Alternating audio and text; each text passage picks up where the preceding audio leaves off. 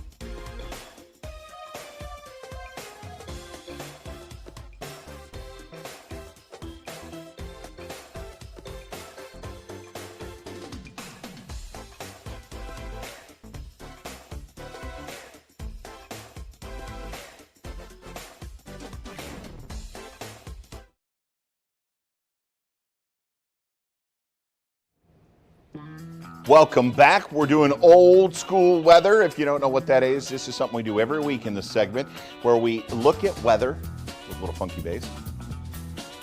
And we do weather like they did in the 90s, where we actually show you fronts, highs, lows. You know, in a typical newscast, we just don't get the time that we'd like to break everything down for you. But here on the Weather Show, we've got time to break it all down for you. Let's talk tropics first.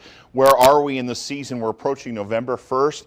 Still a little bit of a chance. Tropical season does not end until December 1st. So we're on the downhill, that's for certain. But there's still potential out there. You can see there's a medium chance of something firing in the next 5 days down toward Jamaica and Cancun. Not a high chance. And if we take a look at the latest modeling out of there, we're looking down in this area. We don't really see any big swirls. We do see a bit of a disturbance that could come up here and bring some showers to parts of Texas. Again, though, I'm not seeing any really well-defined. If there was going to be a tropical storm or even a hurricane, we would really see that swirl show up in the modeling. We're looking at the European model for next week, and we're just not seeing it.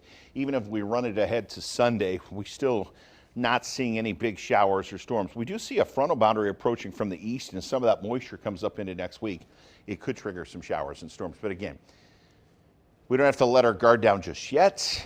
But the potential for a tropical system is going down and continues to all the way through the month of November. All right, old school weather. Let's break down what we're seeing on the surface map tonight. We'll head down into our area. First, we've got high pressure, big blue H dominating, blue skies, sunshine. That high has been very strong as it's worked across the deep south, and it's keeping things dry around here.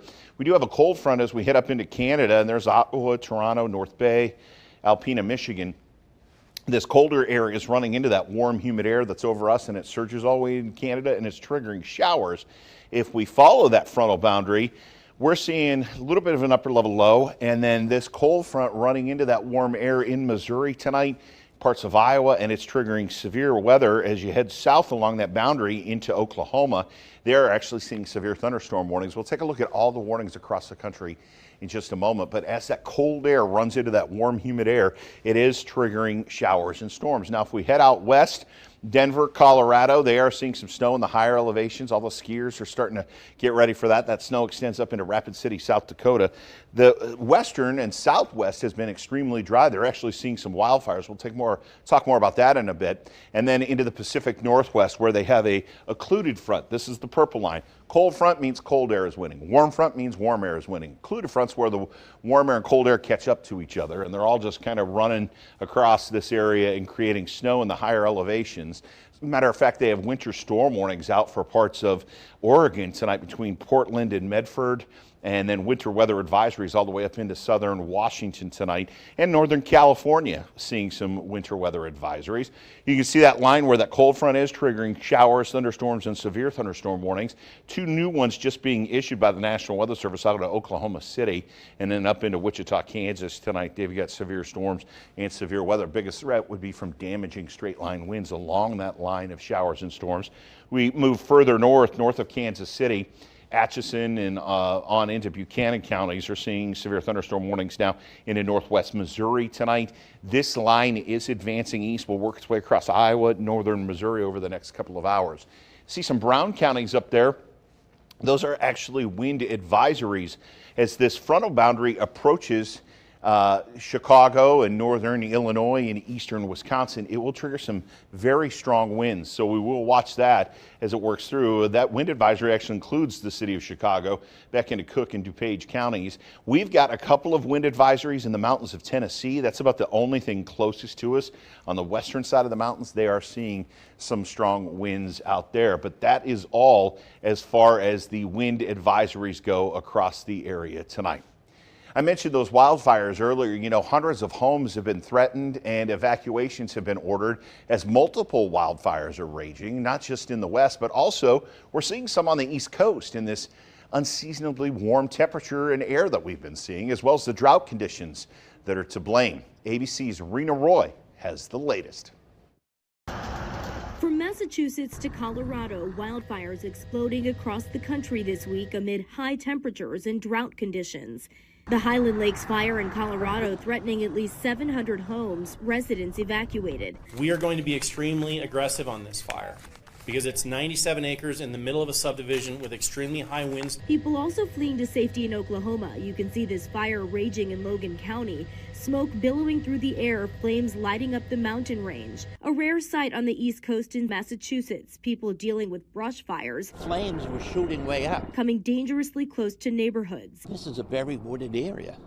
I mean, a lot of houses could have been destroyed. Crews dropping water over the flames to try and contain them, but finding it ineffective. Firefighters saying water was knocking leaves from the trees to the ground, adding to the fuel source. In Connecticut, officials are deploying drones to monitor brush fires and helicopters to extinguish them. We had about an average of 5 or 6 drones per day. Some impeding some of the Blackhawks that were coming into their flight line. New Jersey also dealing with a small brush fire in East Hanover, the state banning campfires and charcoal fires in parks. Many of these fires fueled by a flash drought that has developed across the country over the last month. Dozens of states are affected by drought with little to no rain expected in the east this week. Record high temperatures are expected in parts of the country this week, creating even drier conditions. It will feel like it's late August rather than late October this week from the heartland to the East Coast. Rena Roy, ABC News, New York. Thanks, Rena, and welcome to the Weather Show. And that same thing she was talking about right there, the winds on the east side of the mountains. One last thing I want to do in old school weather I built for this week. Let's go Magic 8 Ball and take a look at what it's saying for tomorrow. 9 o'clock in the morning, partly cloudy skies, 63 degrees. We'll give it a shake. By 1 o'clock, mostly sunny skies, 78 degrees tomorrow. And then finally, 6 p.m. for your Thursday, clear skies, 76. Should be great for those trick-or-treaters. Coming up, we've got viewer mail. We're answering a question that I get asked a lot by elementary school kids, and then when I'm asked that, the adults will go, yeah, why is that? We're going to answer that coming up.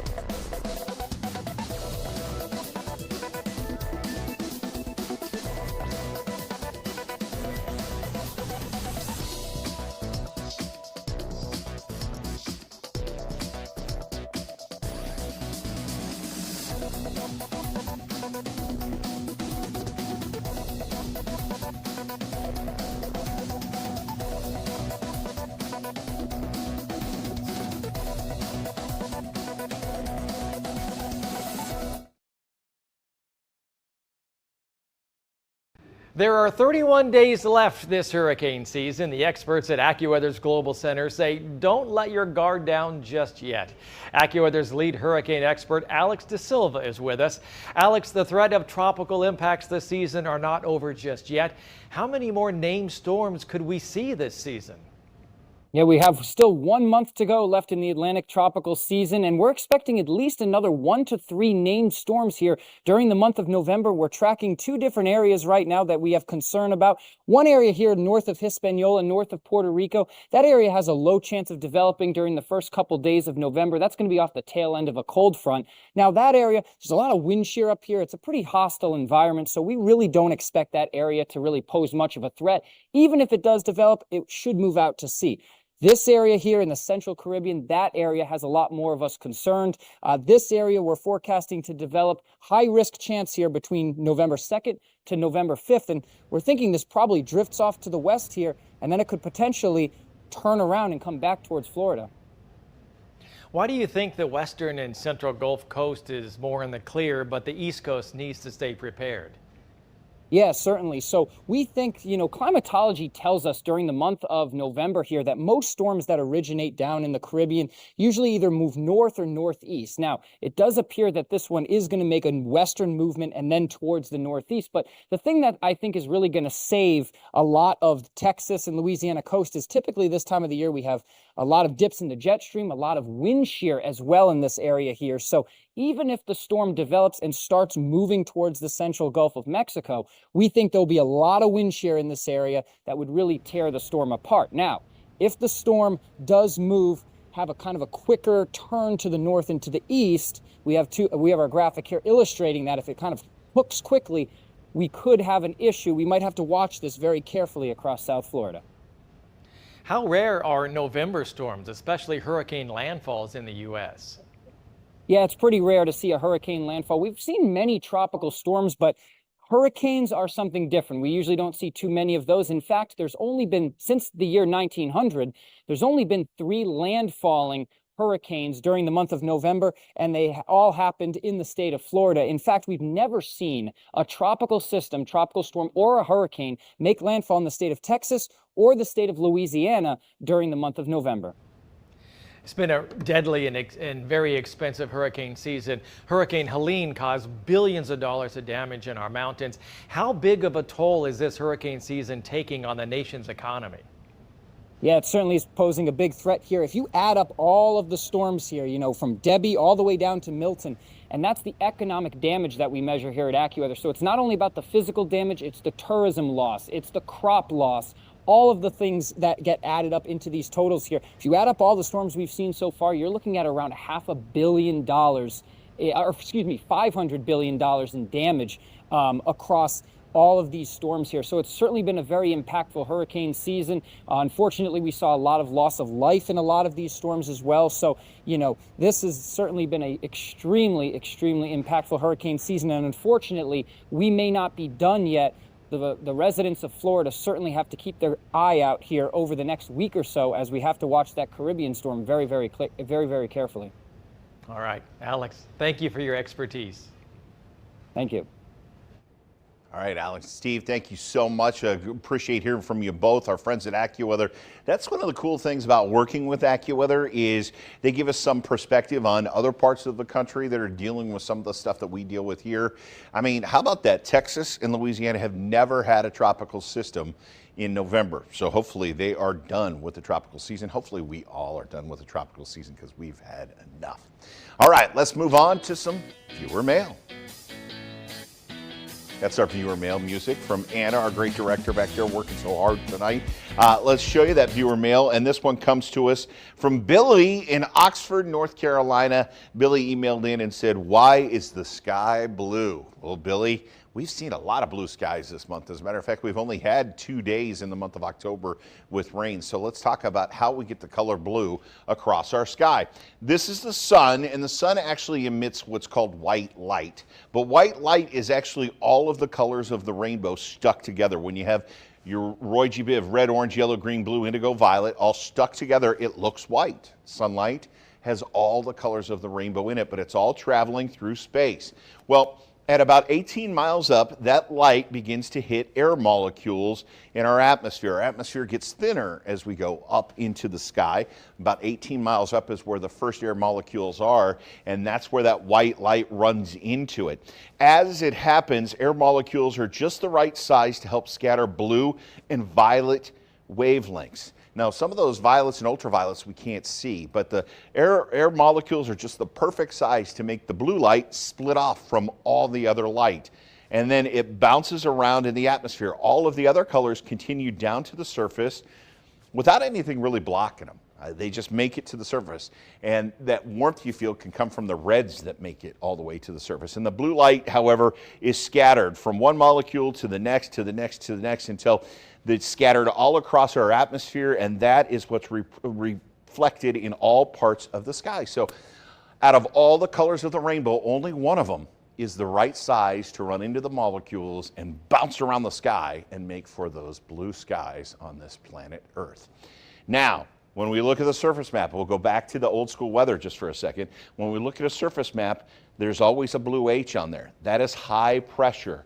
High pressure means there's a lot of air packed in one place, but what does it also mean? It also means blue skies, because where there's not a lot of room for clouds to grow, you just have those clear skies, you have blue skies, and that's why the H is always blue on a surface map, because it tells us blue skies are usually around that area of high pressure. Hope that helps, Billy. Thanks for the question. We'll tell you how you can send your question in coming up in just a bit. When we come back, we will take a look at the picture of the week. It's a cool one this week. And of course, we've got that all-important coffee forecast, because who doesn't need an extra cup of coffee in the morning? Stay with us. We'll be right back.